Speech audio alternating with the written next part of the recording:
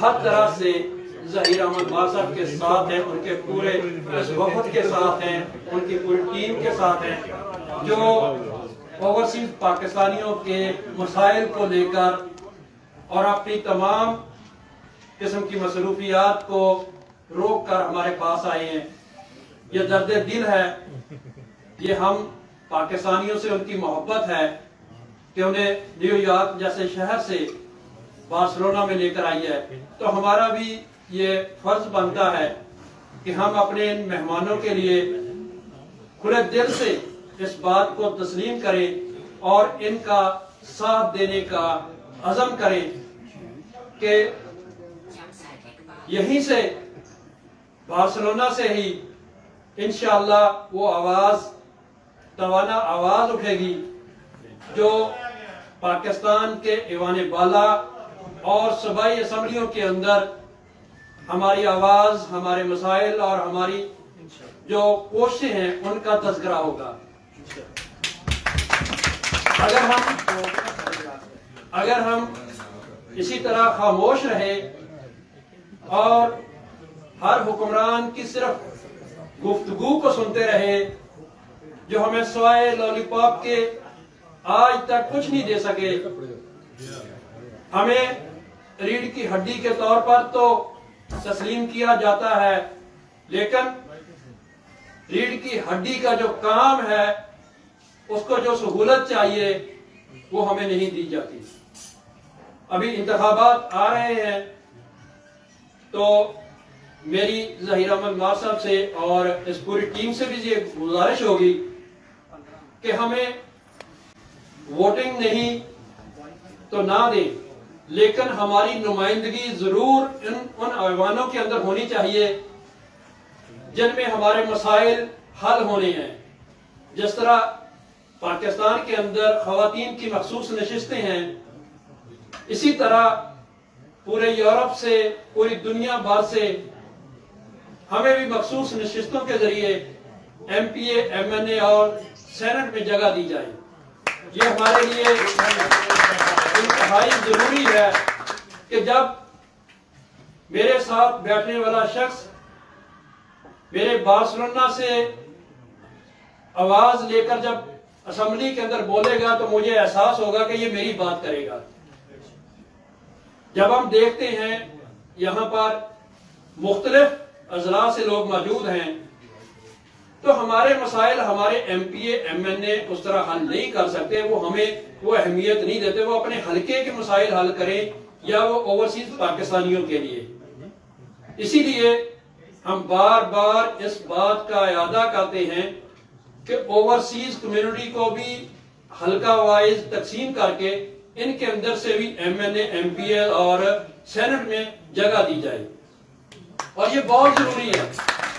और इस हक के लिए हमें हर फोरम पर आवाज उठानी चाहिए। दूसरी बात जो बड़ी अहम है, मैं अक्सर जब मौका मिलता है तो मैं जरूर करता हूं कि हम इन सियासी जमातों के विंग से बाहर निकल जाएं। ये हमें तकसीम दर तकसीम करते हैं, हमें कुछ हासिल नहीं होता। हम उस सब्ज हलाली परचम को अपना हिल्जे जा बना लें, हम जहां कहीं भी हों हम कहें कि हम पाकिस्तानी हैं। मुझ पर कोई तकसीम नहीं है कि मैं पीपल्स पार्टी का हूं, मैं तहरीक इंसाफ का हूं, मैं मुस्लिम लीग नून का हूं, मैं जमीयत उलमा इस्लाम का हूं। ये सब जैली अदारे हैं। अगर ये सब हैं तो पाकिस्तान की वजह से हैं, उस हलाली परचम की वजह से हैं जिसके लिए हमने कुर्बानियां दी हैं। आज हम 70 साल से ज्यादा गुजरने के बाद भी गुम गुम की हालत में मौजूद हैं। हमें कोई रास्ता दिखाई नहीं दे रहा कि हमारा कल क्या होगा। हमारे बच्चे जो पाकिस्तान के अंदर हैं या इधर रहते हैं, इधर वाले बच्चे तो इतनी ज्यादा इंटरेस्ट ही नहीं रखते, दिलचस्पी नहीं रखते, बल्कि वो वालिदैन को भी कहते हैं पापा आपने सारा दिन ये क्या दुनिया टीवी, समा टीवी, जियो टीवी ये लगाए रखते हैं। तो ये भी मैं आपसे बात करूंगा कि आप यहाँ रहते हैं तो यहाँ की सियासत को भी देखें, बल्कि फर्ज ही आपका इधर की आपको कितने लोगों को पता है कि फलस्तीन का जो मामला चल रहा है इसराइल के साथ, स्पेन कहाँ खड़ा है। स्पेन का क्या मौकफ है, हमने कल इस पर गुफ्तगू की थी। तो कहने का मकसद यह है कि स्पेन इस वक्त तमाम मुस्लिम दुनिया के ममालिक से बाजी ले गया है। आज अगर हमें कहीं पर खड़े होकर कोई मौकफ अपनाना पड़े तो वो पेड्रो सांचेज का मौकफ है, वो मोहम्मद बिन सलेमान का मौकफ नहीं, वो काकर साहब का मौकफ नहीं, जो पेड्रो सांचेज का मौकफ है। तो लिहाजा अपने सियासी विंग से निकलकर अगर आपके बच्चों के अंदर आप में सियासी शऊर है तो यहां की सियासी जमातों के अंदर आए, यहां से इनके ईवानों के अंदर जाएं। यहां जब हम इनके ईवानों के अंदर जाएंगे तो जो आवाज हम यहां से उठाएंगे बाहर रह के नहीं उठा सकते, ना अपने लिए ना अपने वतन पाकिस्तान के लिए। अगर आप चाहते हैं कि पाकिस्तान की बेहतरी हो तो इनके ईवानों के अंदर जब बोलेंगे तो तब यह नहीं हो सकता कि हम किसी प्लास्टिक के अंदर खड़े होकर पाकिस्तान जिंदाबाद का नारा लगाए तो उससे पाकिस्तान को फायदा हो। फायदा तभी होगा जब हम इनके फैसला साल अदारों के अंदर बैठे होंगे। वहां पर अगर आप कुछ भी ना कहेंगे तो कम से कम आपके बैठने का इतना तो असर होगा कि आपकी मुखालफत नहीं होगी। वो समझेंगे कि पाकिस्तान का एक बंदा बैठा है, चाहे वो पाकिस्तानी नयाद अब स्पेनिश है, लेकिन हमारे दिलों से पाकिस्तान का वो झंडा नहीं निकल सकता। बड़ी देर की बात है, जोरदी पजोल साहब उस वक्त यहाँ पर हुक्मरान थे। तो मैंने उनसे कहा कि अगर मेरे साथ पाकिस्तान के अंदर कोई सानिया हो जाता है तो आप स्टैंड नहीं, आप पासपोर्ट भी ले दें अगर स्पेन का तो आपके साथ हम तब भी नहीं खड़े होंगे। वो इसलिए कि आपके अंदर से वो पाकिस्तान ही नहीं निकलता। आप उसी पाकिस्तान के अंदर रहते हैं, उसी पाकिस्तान के साथ जीते रहते हैं।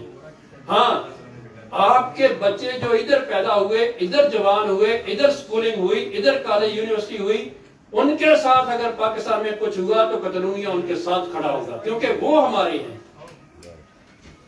तो लिहाजा हम में से पाकिस्तान नहीं निकल सकता, जितनी मर्जी कोशिश कर लें। लेकिन जब पाकिस्तान हम में से नहीं निकल सकता तो उसकी बेहतरी के लिए हम कोशिश तो कर सकते हैं ना। उसको बेहतर बनाने के लिए हम अपने अमली इकदाम तो उठा सकते हैं ना।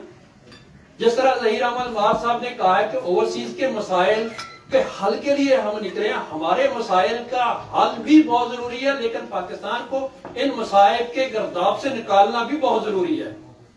और उसके लिए मैं समझता हूं कि जितना बड़ा किरदार ओवरसीज पाकिस्तानी अदा कर सकते हैं, शायद पाकिस्तान के अंदर रहने वाला पाकिस्तानी भी नहीं कर सकता।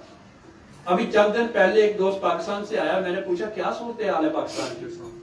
हम तो बहुत परेशान है पाकिस्तान। कहता वहां किसी को कोई बैठे हैं, गप लगा रहे हैं। कोई कहता है, कोई अगर इमरान खान की बात करता है तो दूसरा नवाज शरीफ की बात करता है। 2 मिनट के बाद वो गुफ्तगू खत्म हो जाती है, फिर खाने पीने की बातें शुरू हो जाती है। किसी को कोई एहसास नहीं है। जिस तरह हम सोचते हैं इस तरह पाकिस्तान के अंदर पाकिस्तान के लिए पाकिस्तानी नहीं सोचता। जब हम इतने परेशान हैं और उसके हल के लिए निकले तो हमें अमली इकदाम भी उठाने चाहिए। और उसके लिए मैं समझता हूं कि ये टीम जो आपके पास बैठी है, इनके पास विजन भी है, इनके पास सोच भी है, ये एक लाहे अमल भी रखते हैं। जिस तरह जनवरी के अंदर जब ये बहुत बड़ा सेमिनार, इंटरनेशनल सेमिनार ओवरसीज का होगा तो उसमें ये जरूर अपना प्लान भी देंगे आने वाले वक्तों के लिए कि ओवरसीज पाकिस्तानी पाकिस्तान के लिए क्या खिदमात सर अंजाम देना चाहते हैं। सिर्फ हम अपने मसाइल का हल ही नहीं चाहते, वो तो बहुत जरूरी है। हमारे साथ जो पाकिस्तान के अंदर हो रहा है वो उनसे निपटना भी बहुत जरूरी है, लेकिन उसको अपने घर को तामीर करना, उसको डेकोरेट करना, उसके लिए मेहनत करना वो भी बहुत जरूरी है। तो मुझे उम्मीद है इंशाल्लाह कि ये टीम जनवरी में एक पूरा लाहे अमल देगी कि ओवरसीज पाकिस्तानी किस तरह पाकिस्तान की खिदमत कर सकते हैं। आपने 5-7 मिनट 10 मिनट मुझे बर्दाश्त किया।